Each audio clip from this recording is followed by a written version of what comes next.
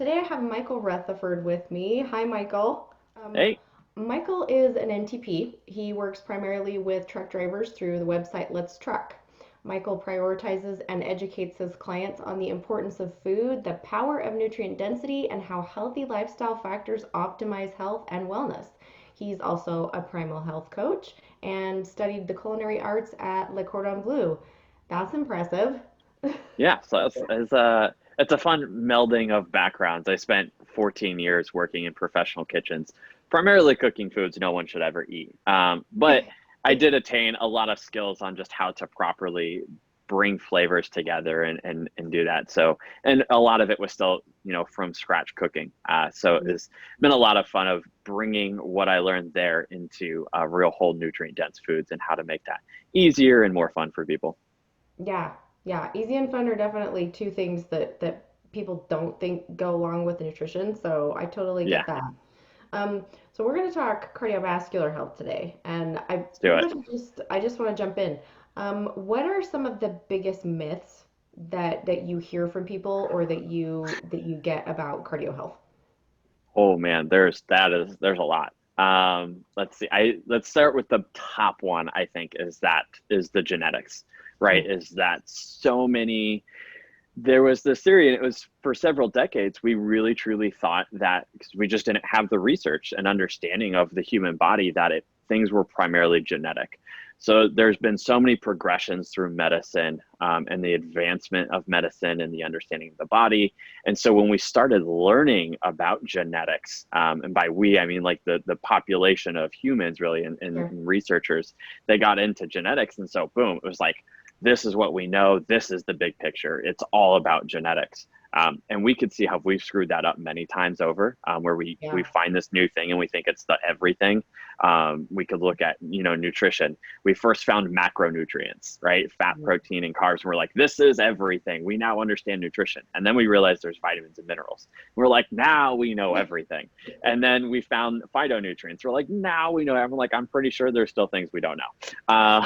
And we Yeah. keep going. That you see that even in chemistry with we first found a cell and then we found the nucleus. We keep finding these smaller and smaller we found a molecule and then a single cell, and and so it keeps going smaller and smaller, and we're like, now we know everything, and we say that every single time. It's like, Yeah. maybe not. And so that happened with genetics. We thought, oh, we there's this big picture, now we grasp it. And so all these things are really just because of genetics.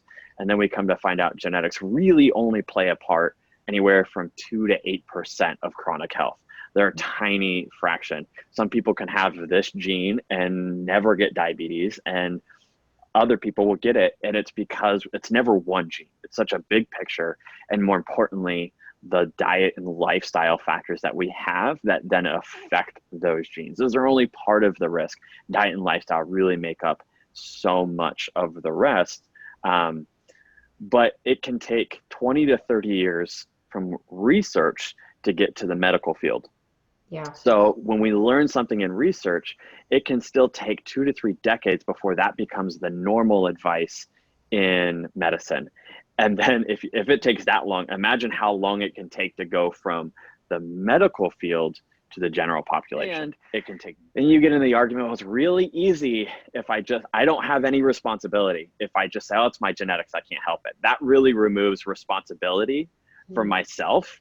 And so, if it's what I try and when I'm educating people on this, I'm like, I don't want you to sit here and feel like, oh, this is all my fault and just sit in this puddle of guilt. Because when you realize that diet and lifestyle are the major contributing factors, that means you are kind of the fault for whatever chronic health problem you have. And it's not that simple. A lot of it, we're just receiving really poor information again. So I really think the genetics factor is really the biggest one. And the longer we go in this, the more common it is for um, there to be heart disease, in a family, or for there to be diabetes or autoimmunity or any of these factors, because it's just growing in general. Those numbers are growing at astronomical rates. So the chances of one, two, three of your family members having said disease is becoming much more common. So then it's really easy to see that. In reality, we all just, as a family, that's where we get most of our habits from. It's where we learn to eat. It's where we learn to exercise or not exercise. It's where we get involved in sports or not. You can look, there's a really interesting study that I think is always really cool to look at. They studied individuals who were pet owners, and they saw, and I think it was specifically in dogs, and they saw that unhealthy pet owners tended to have very unhealthy dogs, and specifically with obesity, and that humans that had pet owners that were healthy had healthier pets. What they started understanding was that it was the habits. If you were unhealthy, if you don't exercise, if you don't eat well, you're more likely to get the cheaper dog food and to not take your dog out and exercise, and walk and run and go to the park and things like that. Those who are healthier and keep healthier habits, who are dog owners, tend to take their dogs to the park more, tend to, and if both are feeding table scraps and you've got the unhealthy person eating, beefaroni and microwavable lasagna, and they're feeding that to their dog, versus the person who's cooking from scratch and eating, even if they're eating pasta, but they're making their food from scratch. It's free of all the additives, and it's primarily vegetables and a piece of meat, and they're feeding that to their dog. That's much better for them than processed, packaged, frozen, microwavable lasagna. So how do we then explain that through genetics? And we start realizing that our environment, that our diet and lifestyle play a much larger contribution to our chronic health outcome that we're seeing. And we look at, the toxicity rate that's growing from the chemicals in our water, to the drugs we're taking, to our food source, to our air, to the who knows what's gassing off of my couch. Like, all of these things continue. We're just having more and more. And so it's creating a more and more burdened body. And these rates just continue to go up. Oh, I'm so glad that you mentioned even if you're eating the same types of foods, that if you're cooking it from scratch, it makes such a huge difference. So that's a good segue, I guess, into one of my other questions is, like, why do you think people keep doing things that they know are unhealthy for them? And I think some of it, I think, goes back to the genetics part. They really think that this is bad, but it's really not going to make much of a difference because it's all my genetics. So there's part of that. I think that is part of it. So they feel that even if they ate better, it really wouldn't change their outcome. Then there's also, they have tried every diet out there, and it's not working, because most of the diets out there are focused on one thing and one thing only, and that's weight loss. True. And weight loss, if you're obese, weight loss is important. That's just, that's part of it. Fat itself, what we're finding out now, fat itself on our body acts as an organ. It secretes hormones and it sends signaling. It has a function. It's not just this, bundle of fat hanging around that we wish we could get rid of. It actually has a function in our body. The more we have, generally, the worse impact it has on our health. So if you're obese, we need to lose weight. So weight loss is helpful, but there are many ways to unhealthfully lose weight. And that's what most diet programs, so they'll have some success, but it's also unsustainable. So most diet programs out there, they will help you lose weight, but they're unsustainable. You can't stay on extreme caloric restriction of bland, tasteless food that has no nutrition for a long period of time. It's not that you suck and you don't have enough willpower. It's that the diet isn't sufficient to sustain proper human health. And so they've done so many of them, and they'll lose weight, but it's not sustainable. So they stop and they gain it back. And so they can't stick to this. And so they just give up. They feel like it's them, that they've lost willpower and they can't stick to these things. And it's really, they're just too weak, when in actuality, they've been trying diet culture, weight loss plans, instead of figuring out what works for them and eating a human diet. We're animals. Sometimes we forget this, that we're animals, and we're the only animal that struggles to know what to eat. No animal in the wild struggles to know what to eat. They know exactly what to eat. Some of them to an extreme. If you look at certain, like ruminants, whether it's deer or elk or moose or cows, they eat very specific grasses and will avoid certain grasses simply by they don't just go and eat the field plain. If there are certain grasses that they may not have the nutrients for them, they won't eat them. They'll actually avoid them. And it's really fascinating to actually watch that and be able to to see that. They know exactly what to eat. Bears, for example, know exactly what to eat during different times of the year to Yeah. satisfy what they need to do. We struggle because we've tried to reinvent food instead of just eating the natural human diet. Mm. And people are like, well, how do we know that? Well, it's very simple. If we take away our ability to process food, what do we have access to? It's really simple. It's real whole food. I think if we really got back to the beginning, started from, infancy and only ate certain things at certain times, we would be able to consume a lot more things like properly prepared, properly sourced grains and legumes that now someone who's 40, 50, 60 years old who has decades of damage now can no longer have those. Yeah. So there's, I think some of it is just people feel so lost and hopeless. I don't think it's just that. I think there are some people who really just don't care. That's the sad part. People just really don't care. But I think a lot of it is they're misled and they just feel hopeless and they feel that it's their fault when really it's not. We've just been my dad's line. He's also an NTP and I work alongside him in this business. His line that he really likes is we've been lied to and it's killing us. Mm. And however we want to say, we've seen now, there's news articles coming out, over the past couple of years about how the sugar industry paid off, researchers decades ago to start Yeah. changing the table against fat. So there's the blatant lies of that. And then there's the accidental lies that I don't really think were on purpose, but were very damaging. I think sunscreen is a great example. We were told, we Yeah. needed sunscreen and it was so crucial. And I think that really came from a good place, but hasn't worked. In fact, every year sunscreen use goes up and skin cancer rates continue to go up. So it's not the full story. Healthy sun exposure, and healthy sun exposure, I'm not saying go outside for 10 hours a day and just let yourself burn. If you burn, there's a problem, but we should be exposing our skin on a daily basis without all of these protective layers and chemicals. And then you have all of the toxicity of most of these chemicals and Yeah. sunscreens coming in, that it's really created more problems than not. So we could just go on and on with all those examples, but I think it's just a mix of some things that were sadly blatantly on purpose by certain industries and some Mm. that just had good intentions and were horribly wrong. Yeah. Let's unpack that in the fat industry. I don't know which category you would put that in particularly, if it was blatant or not, but let's talk fats and heart health. So for like the people that aren't um, necessarily into that sphere or that may be new to them, let's visit that low fat and what kind of fats for heart health.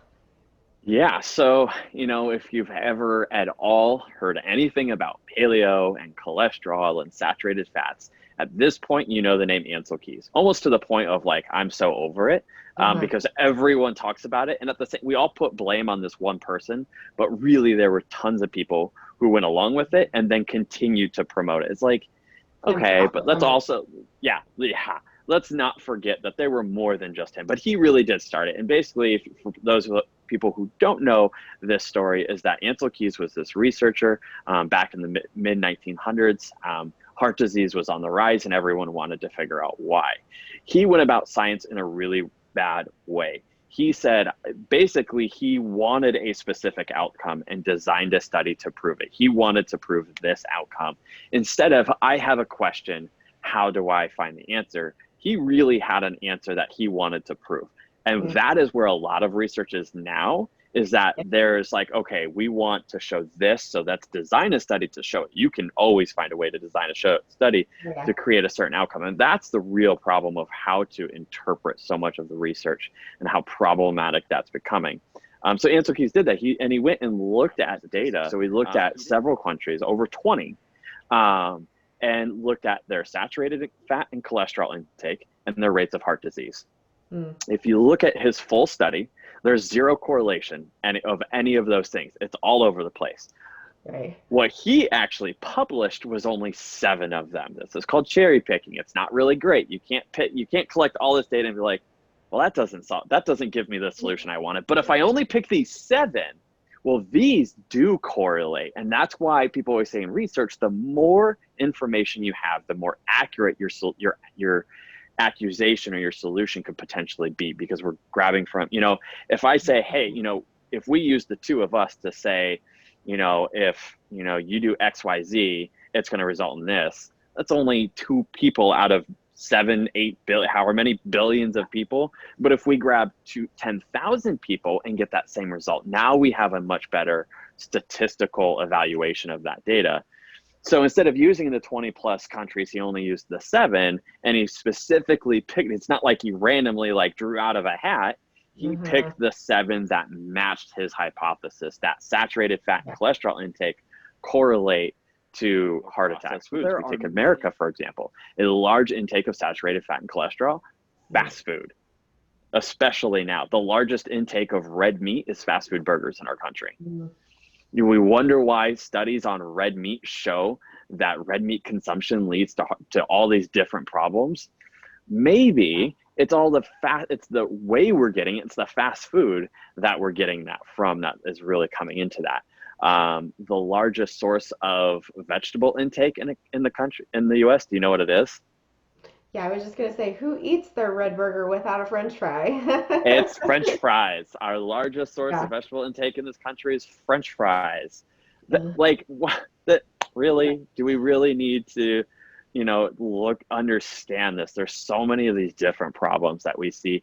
One with epidemiological evidence should never be like fact. It only should be used to then look deeper and say, okay, let's theorize from this and then go look at more research. But really, and Ancel Keys was very influential. He was the person who created the K rations for the military back in that time, which also not a very good food. But because of that, he then had involvement with the government and a lot of different agencies and had a lot of good friends in high places, so to speak, and was able to then get himself not only present his information as this, but be more trusted because it was his buddy, right? It was these people's buddy, and so they're going to listen to him and let him in. He then got on the board of like the American Heart Association, things like that, when it was all coming together. Even though at the exact same time there was another scientist who was showing evidence that sugar was the main cause of heart disease and real mechanisms as to why, and much better research. And basically, Ancel Keys wanted his theory, and so just essentially told everyone to laugh at this guy and that his research was just bunk. And then we had this sugar industry. Literally, there's records of the sugar industry paying, I think it was Harvard researchers, to basically blame the role of heart disease on fat even more. And we've since then have predicated our risk assessment of heart disease on cholesterol in our blood, not cholesterol in our diet, but cholesterol in our blood. Even though if you actually look at the research, it never matches up. It's the risk because that risk assessment is based off of your total cholesterol and LDL. Those are the two markers from your lipids that they'll actually look at. And when you look at the research, it doesn't actually correlate. There's just as many people with low cholesterol having heart disease as high. And there's a lot more problems associated with really low cholesterol and low LDL because it's such a required nutrient for our body.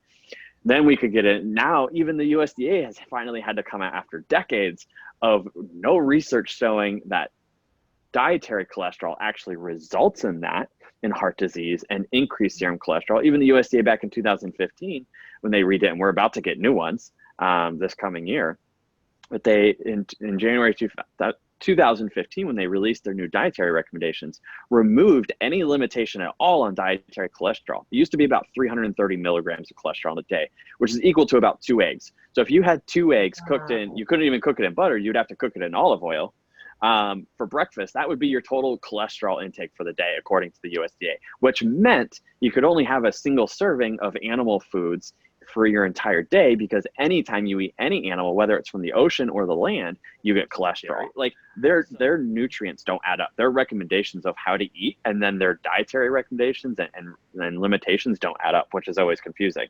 Because even if you get rid of the saturated fat in your food and you ate low fat milk, you still get cholesterol.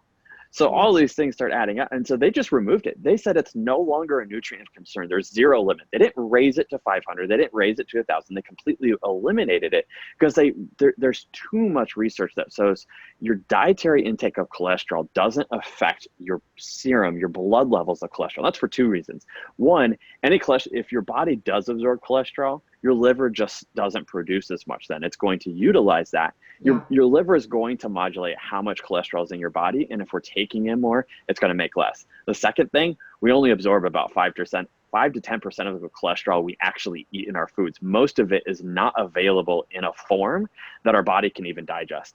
So most of it just goes right on through our digestive system, and that molecule doesn't even get absorbed very well. I guess cholesterol, that's a great myth. Cholesterol is a great myth we could talk about. Yeah. Let's pop on to the cholesterol as a reparative. That because this is something that I don't Yeah. think a lot of people know. I don't really agree with the set standard numbers, but if their cholesterol is high, then let's talk about maybe what some of the underlying things might be, going on there for high cholesterol. Yeah. So where to even be? There's so many different ways we could go with this just on its own. I have probably 3 hours of recordings just on cholesterol itself. So this could, like, Awesome. we could go deep. Yeah. So let's just start with kind of the basics. The very first thing is our standard lipid panel just isn't sufficient evidence. There's Mm. not sufficient data in a standard lipid panel, which is what 98% of doctors are ordering to assess whether you have a problem or not. Because again, it's not really measuring in the proper things. What we're doing, if we look at this as a traffic report, so we have our arteries, which are the highways, and we have we on a standard lipid panel, we have our total cholesterol, we have our LDL, we have our HDL, so LDLC, HDLC, and then the triglycerides, and maybe the VLDL. So the primary things we can focus on, the LDLC, what this is looking at is the amount, if again, we go back to a traffic report, is the LDLC is telling us how many passengers are on the road. Mm. Doesn't really matter, because do we have 1,000 cars, each full, and so we have, let's say 4,000, let's say we could fit 4 people, that's a low number. Let's say 4 people per car. So we have 1,000 people, so we have 250 cars. Okay. That's one amount of traffic. Or are those 1,000 people each in individual cars? So now we have 1,000 cars on the road. That's what really matters, is how many cars are on the road, not how many individuals are packed in there, because we don't know how they're packed in. So LDLC is looking at the passengers, which doesn't give us a complete information. Same with the HDLC, it's telling us how many passengers are in the HDL molecule. But we could have 10 molecules of cholesterol per LDL particle. So we're looking at it all wrong. We want to know how many vehicles are on the road. Not only how many vehicles, which if we get what's called an NMR, which is a specific type of, it stands for nuclear magnetic resonance. And this is a more comprehensive lipid or cholesterol panel. This is going to give you a number called the LDLP, the LDL particle number. So this is telling you how many actual LDL particles or how many vehicles you have on the road. That's one important thing. The other thing is, again, sticking with traffic, do we have a lot of city buses or do we have a lot of single transport cars? City transportation, public transportation, helps reduce overall traffic, because now we can fit 100 people in one vehicle. If we look at how many, even if we packed 5 people into every car, that's 20 vehicles. 20 vehicles, even small cars, take up a lot more space than one bus that might fit 100 people, or even 2 buses if that's what it takes. So using public transportation and buses really drastically reduces how much that is. Then we look at, the ratio of what we call big fluffy LDL and small LDL. We want lots of big fluffy, which are like city buses, versus small LDL, which are individual cars. Never mind that the small ones also oxidize easier, and it's the oxidized LDL that actually creates a problem. We get into so many different factors that doctors don't even look at. Then we could look at more markers, what's called an LPA, the lipopolysaccharide little a. That's another marker that has in the longest study really on heart disease, called the Framingham Heart Study, which has looked at a population of nurses. They found that the LPA is 10 times more indicative of heart disease than LDLC. Wow. 10 times. That's way more powerful, but no one's looking at it. Now we have things like functional medicine, and those are the markers they're looking at. They understand the restriction of a standard panel and that it's not enough information. And again, it's The other problem is that cholesterol doesn't really, I mean, we have LDL oxidized cholesterol that it plays a part in atherosclerosis, the calcification of the arteries, what Right. really leads to heart disease. The elevated cholesterol, if we just want to lower it by any means possible, doesn't really resolve the issue, because it's the cholesterol itself that's not it's the check engine light. It's not the leak or the problem in your engine. So let's say you're leaking oil and your check engine light comes on. The elevated cholesterol is your check engine light. It's not the leaky oil.